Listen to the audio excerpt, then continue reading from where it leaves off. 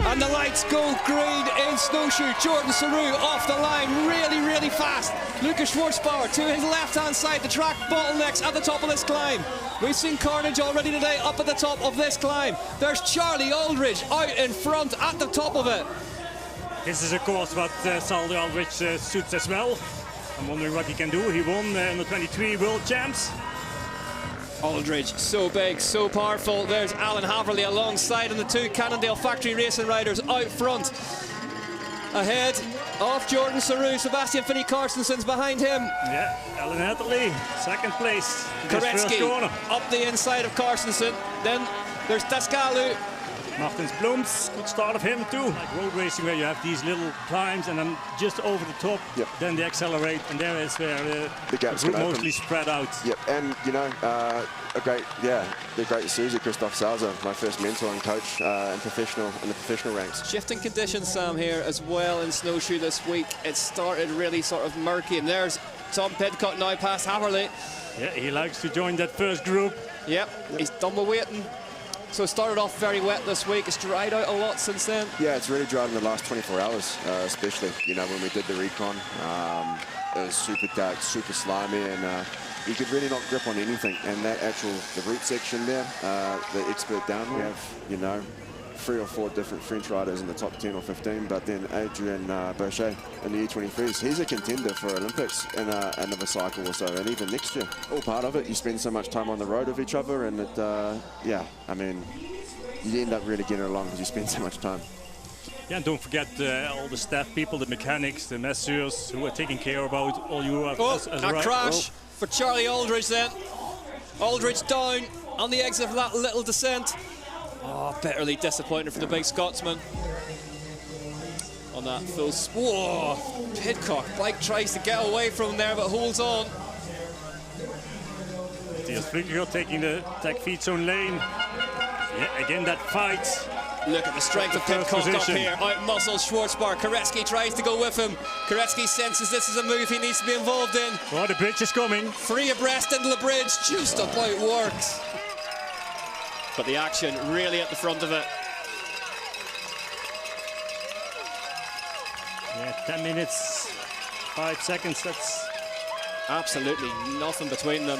Shirt is in 10th. That's more like the fastest lap times at the moment. The overall leader's in 10th. Now we go. Serious business. Tom Pidcock. Off he goes. Shatters the race at the front, and he's taken Koretsky and Saru with him.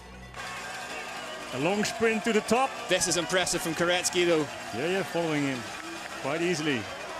It's happened to Tom Pidcock. Tom Pidcock on 4th. Pidcock might have a technical, but yeah, technical. Pidcock pointed at the front wheel. He shouted something to a member of staff. At the top of that last descent. It's a front flat for Tom Pidcock here in Snowshoe. Koretsky, Saru, Schwarzbauer back with them now. Cracks on at the front. Flukiger looks over. That might be quick. Yeah, front flat tire won't be as bad. Now we are going to see something special from Pidcock here if he wants to get back on the front. With the 20 seconds it always costs. Front axle going in. Oh, it's agony. Pidcock has to stand there and wait. He's riding a mud front. A mud front as a spare wheel. Yeah. And he's off again. Yeah, probably that's not the best one for today, or what do you think? I think it's not going to affect it too much. I think a little bit more traction, but I mean, when you have so much fast the rolling resistance, yeah, the rolling resistance will be the thing. The mud tire on the front of that Pinarello then for Tom Pidcock. I think they'll welcome a little bit of recovery, but it's hard to tell. Shirter around the outside of Tascalu, trying to get past Blooms onto the descent. Whoa, on the far right-hand side, Nino Shirter slingshots his way down that descent and up, by my reckoning, into further 4th place. Tom's still on the back of that group. They create a new line.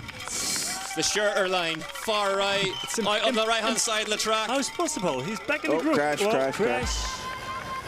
I can't remember cross-country Olympic race that stayed together for this long. Now Nino Shirter to the front. This is almost like a short track race at the front of this one.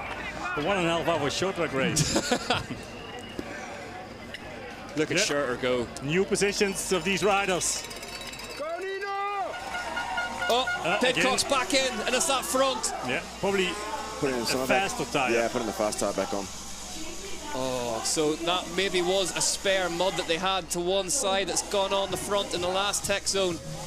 Interesting that they stopped to change it though. You know, like with such a fast course in group racing, you'd think he'd just bite the bullet and have a go at the mud tire, but he must maybe feeling confident enough that he can still come back. Well, the home mechanic in me was wincing at the sight of that electric screwdriver there, but it's worked for Pidcock. He's away again. Gunnar Holmgren in front of him, the Canadian rider. Briefly, in general. He's back out in 16th. Schwarzbar's at the front again. The sheer amount of energy that Schwarzbar expends at the front of these races. And Jordan Saru, and then Nino. Schurter just spins up, bobbles off to one side. That one might ripple back into the pack behind him, and it does. Garini's off, Blooms is off. Blooms, foot on the ground, Ellen Hatterley, everyone almost. These two though through safely, Schwarzbar and Saru tapping away at the front of it. Yeah, a small gap. That's because of that little mistake of Victor Koretsky. There is Tom Pidcock. There's some work to do for him. With Filippo Colombo. To close that gap. Schwarzbar now points at the rear wheel. Rear flat for Lukas Schwarzbauer. It's not that far anymore to the pits. Schwarzbar points at the rear wheel. Puncture for Lukas Schwarzbauer. Jordan Saru's about to inherit the lead of this race. We almost can hear him, but he's yelling. That goes a little bit more time, rear wheel. It's now Jordan Saru who's leading the race. Jordan Saru. He's going to push on. Needs to push on to keep himself free of the chasing pack. Oh no. The wheel is out now. What a shame for Lukas Schwarzbauer. The chasing group, Nino Schurter, Victor Koretsky, Garini to the front of it now. Martins Blooms, Ellen Hatterley, Sebastian Finney, Thomas Kriot. Tom Pidcock just coming into that tech zone now. He's in 15th position, 42 seconds back. Schwarzbar's away again. Together with Lukas Schwarzbauer now. Yeah, they can work together. Good pair to chase on. He's chasing hard. And he's had a lot of injuries and a lot of setbacks. I mean, he's over the years, he's definitely had his hardships, and to see him performing now at this level is awesome. Yeah. And he's had the benefit and the misfortune of being Swiss in cross-country racing, which is so tightly contested from that nation. Yeah. All I can say is most of the time he shows up the bike races with hairy legs, so I hope he shaved his legs today. Hey, there's nothing wrong with hairy legs. Here he comes, Saru, round towards the front. Round towards the start of the final lap, and there is the chasing pack. Saru has a look round, he'll see them. Jordan Saru crosses the line to lead them onto the final lap here in Snowshoe, West Virginia.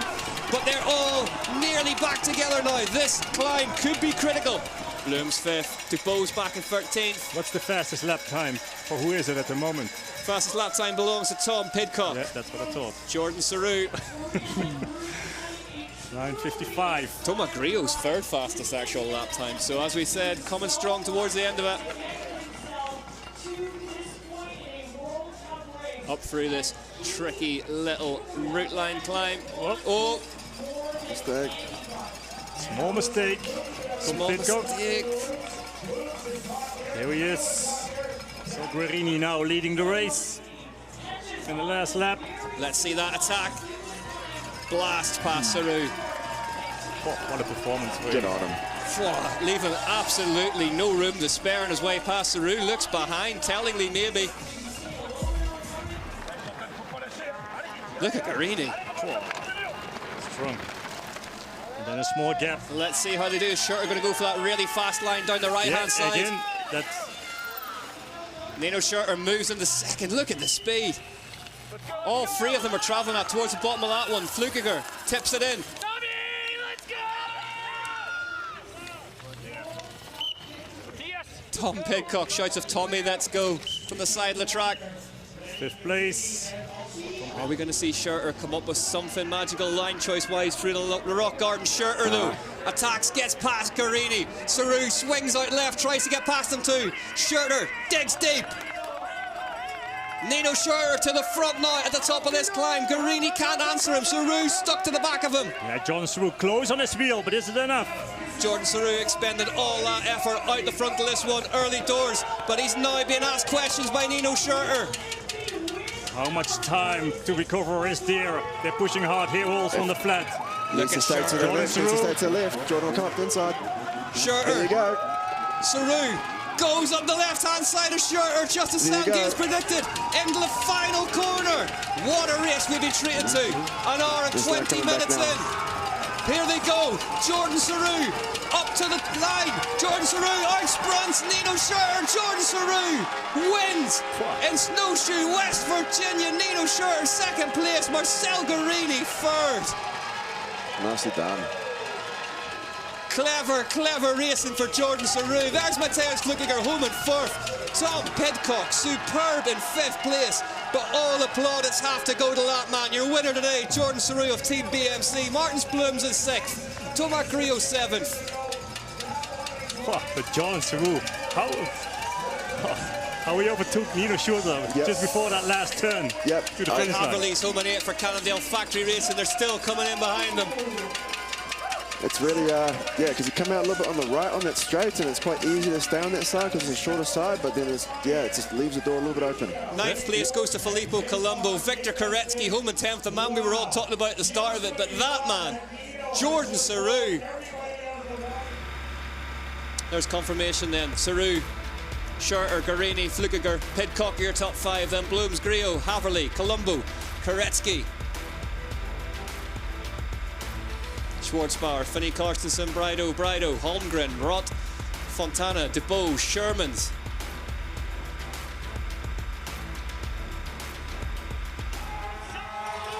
His first ever elite level cross-country Olympic World Cup win. Jordan Saru, the Frenchman, Team BMC, back on the top step, following in the footsteps of the legend Julian Absalon. Great to see those famous team colours on the back of a Frenchman on the top of the podium.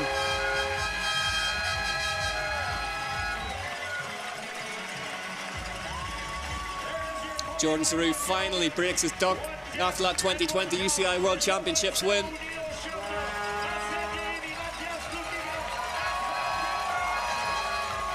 Jordan Saru from Nino Schurter, Guarini, Flukiger and Pidcock.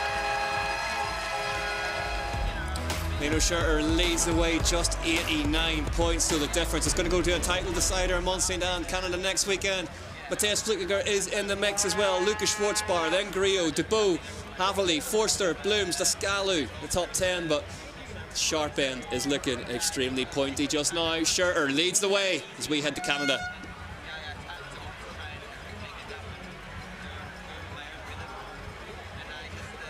Koretsky in 11th, Sherman's 12th, Brido, Guarini, Pidcock's in 15th, then another Brido, Cooper, Sink and Albon